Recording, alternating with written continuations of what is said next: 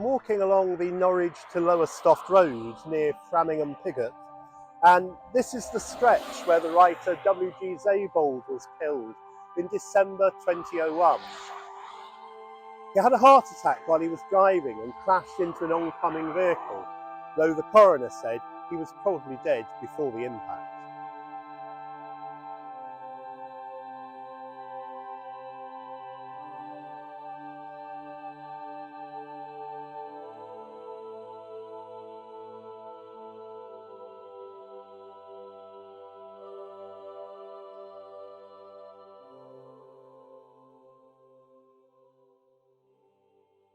Sebald was buried here in the churchyard of Framingham Earl, just half a mile from where he'd lived in the old rectory at Poringland.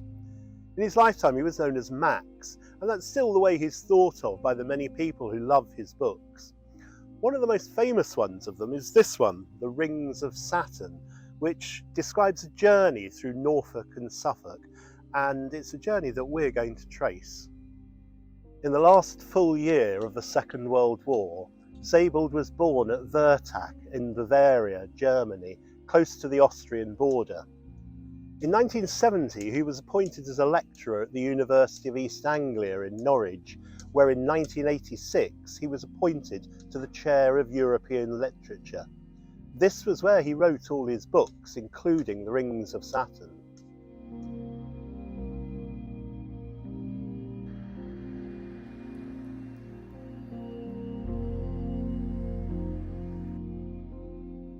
In the summer of 1993, the narrator of Sebald's book was taken into hospital in Norwich, suffering from a form of acute depression.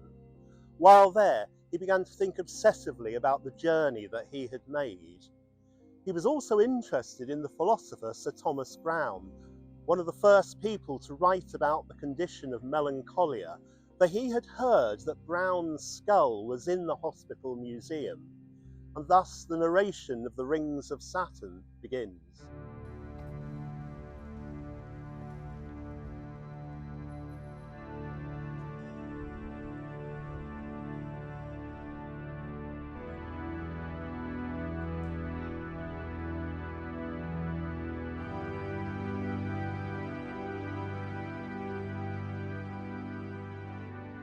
Sir Thomas Browne was a remarkable 17th century figure. A doctor of medicine, a philosopher, a poet, an antiquarian, and a natural scientist. He wrote widely on things that fascinated him: Anglo-Saxon burial urns, the migratory habits of birds, why different plants grow in different soils, and the physiology of the dolphin. All of this enthusiasm would have attracted Sebald, especially the way that Browne's writings often go off at a tangent, as if following a stray thought. Browne was born in London in 1605. He studied medicine abroad and moved to Norwich at the age of 31, and he'd live here for the rest of his life. His house was in the Haymarket, beside this church of St. Peter Mancroft, and when he died, he was buried here. And this is Sir Thomas Browne's skull, or at least a cast of it. Browne lived in turbulent times, through the English Civil War, through plague, and through the Great Norwich Explosion of 1648. And after his death, there was more turbulence to come, because in 1840, workmen accidentally dug up his coffin. Someone removed his skull for study, but when they brought it back to be reunited with the body, they found the coffin had already been reburied, and it wasn't until 1922 that he was finally put back together again. There's a melancholy to Browne's writings that you can find in Sebald's writing as well. Sebald admired the way that Browne thought about the human condition as he made his explorations and discoveries. When writing about urn burials, Browne thought, but who knows the fate of his bones, or how often he is to be buried? To be gnawed out of our graves is a tragical abomination, escaped in burning burials. These thoughts about mortality were in Sebald's mind as his narrator sets out on his journey.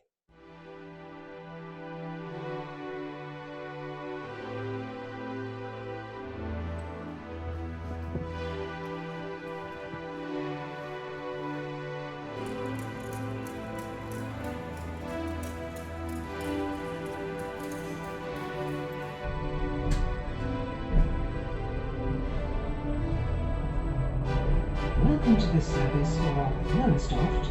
We will be calling at Brundle, Cantley, Reedon, Haddiscoe, Somerleyton, Alton Broad North and Lowestoft.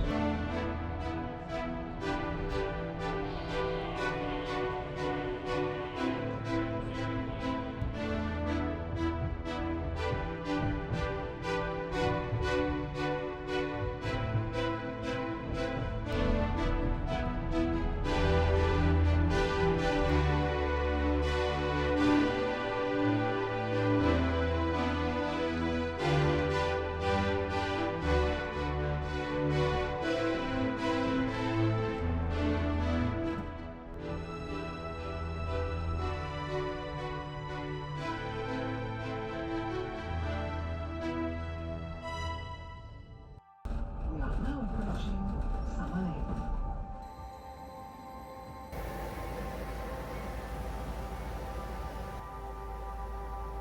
Somerleyton Church is in the grounds of Somerleyton Hall, which the narrator leaves the train to visit. But who is the narrator? Is it Sebald himself? For The Rings of Saturn is a difficult book to pigeonhole. It isn't really a novel. It contains elements of travelogue, literary biography, and history. And as well as that, Sebald's black and white photographs, which he ran through a photocopier several times, as if trying to create a distance between us and the photo.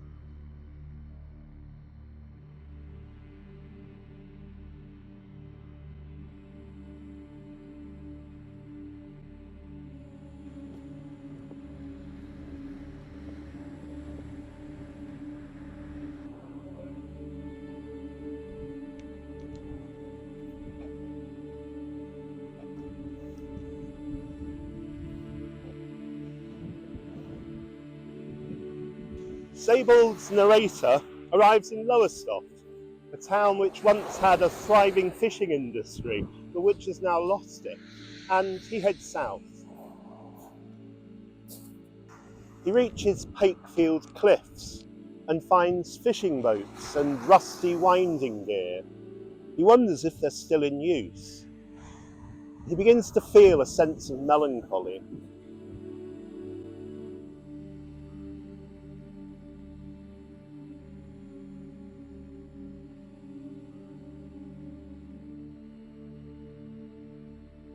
This is Covehithe, a rapidly eroding part of the Suffolk coast. In the distance behind me is the town of Southwold, with its tall church tower and lighthouse, and beyond that, the golf ball dome of the Sizewell nuclear power station. The narrator had come down here from Bennica, where in the late 1970s, the church was sold off and bought by the reclusive Sir John Gooch of Bennica Hall for use as a family mausoleum. After this, the narrator walked on past the sad ruin of Covehithe Church. This was one of the great East Anglian churches of the medieval period, but after the Reformation, it was much too big for the parish to maintain. In 1672, they took all the roofs off and left it to become a ruin. They built themselves a new small church within the ruins.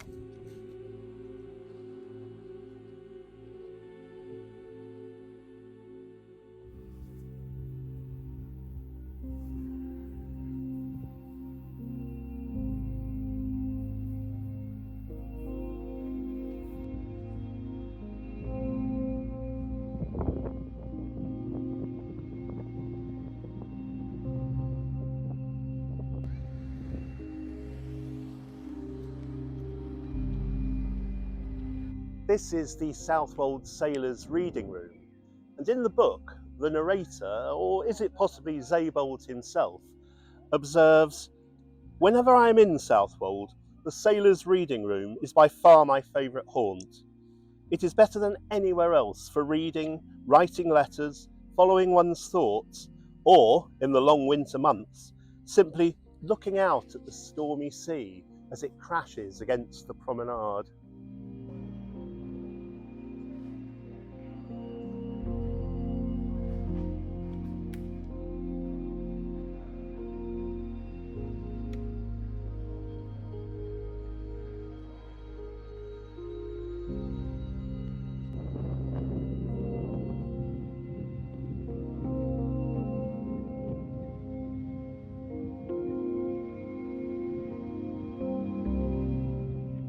This is the old railway bridge across the River Blythe between Southwold and Walberswick, and as often on the journey, Sebald digresses at this point.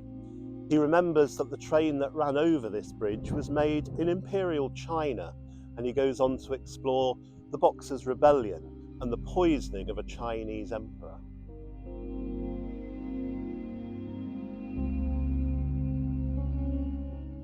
Sebald's narrator comes to Middleton to visit the poet Michael Hamburger, who, like Sebald, was German. Hamburger was also a translator, and it's worth mentioning that all Sebald's books were written in German, and when we read the Rings of Saturn in English, we're reading the translation by Michael Hulse. Hamburger now lies here in Middleton churchyard.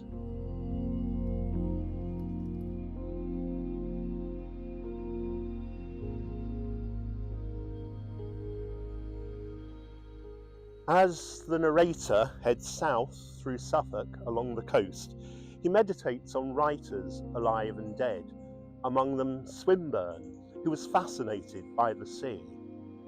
Eventually, he reaches Boulge and the grave of the poet Edward Fitzgerald. The Fitzgerald mausoleum sits in Boulge churchyard beside Boulge Hall. The Fitzgerald family lived in the hall, and the seventh of their 8 children was the poet Edward Fitzgerald, but in later life he became estranged from them, and when he died he chose not to be buried in the mausoleum, saying that he hadn't much liked his family when they were alive and he didn't want to spend time with them after his death. Edward Fitzgerald only published one major work in his lifetime, but it's a very famous one, a translation in over 100 verses of the Rubaiyat of Omar Khayyam. His grave here in Boulge churchyard has rose bushes growing beside it that were grown from cuttings taken from Omar Khayyam's grave in Iran.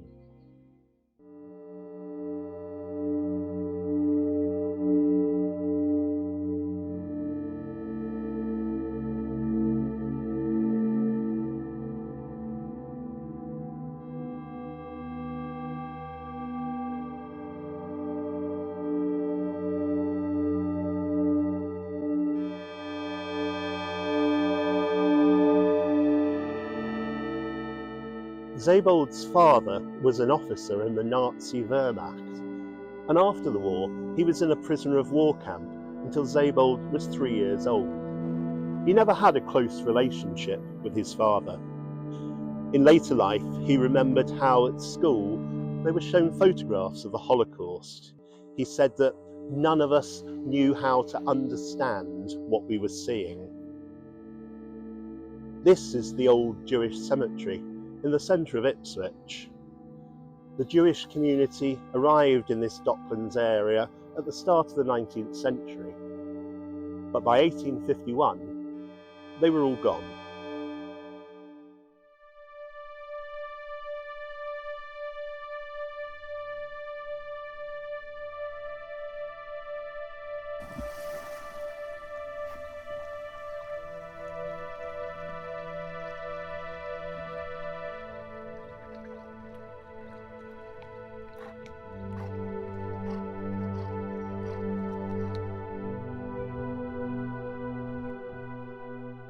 Sebald's narrator arrives in Orford, and he takes the boat across to Orford Ness, a long shingle bank which during the Cold War was a secret weapons research establishment.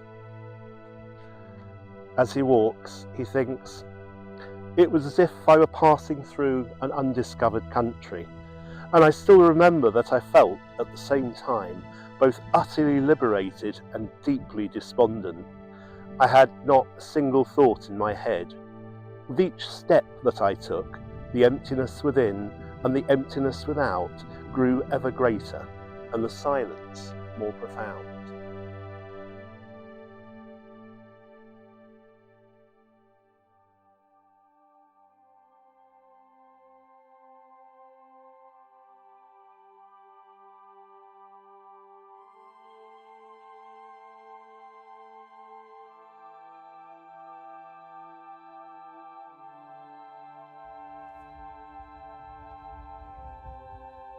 At last, the narrator heads north again and crosses the River Waveney and its marshes back into Norfolk to the remote churchyard at Ditchingham. He finds the tomb of Sarah Camel, who died in 1799, and notices that it has 3 round holes in the side. He wonders if the bereaved had these holes bored into the stone in the eventuality that the dear departed in her sepulchre should wish once more to breathe the air. Heading back towards Norwich now, the narrator comes to Poringland, and in the grounds of the White House, today the home of the Bishop of East Anglia, he sees the spaces where there were once trees that came down in the great storm of 1987. And here, narrator and writer come close together, almost touching, for it's here in this village that Sebald himself lived for many years.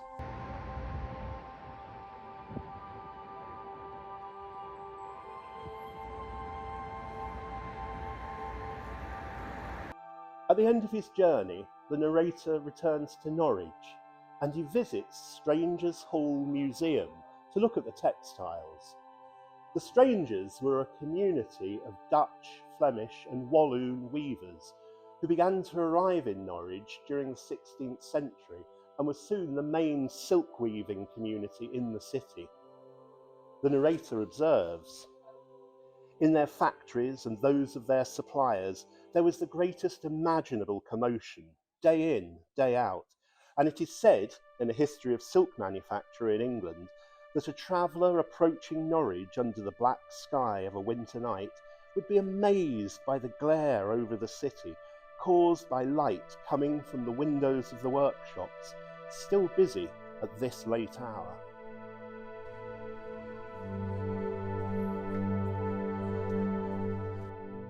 The Rings of Saturn is an extraordinary book. It's not surprising that it's such an important book for so many people. It's compelling, it's diverse, it's intriguing in the way it goes off on tangents, and it describes a journey that we can all make for ourselves with our own diversions and tangents.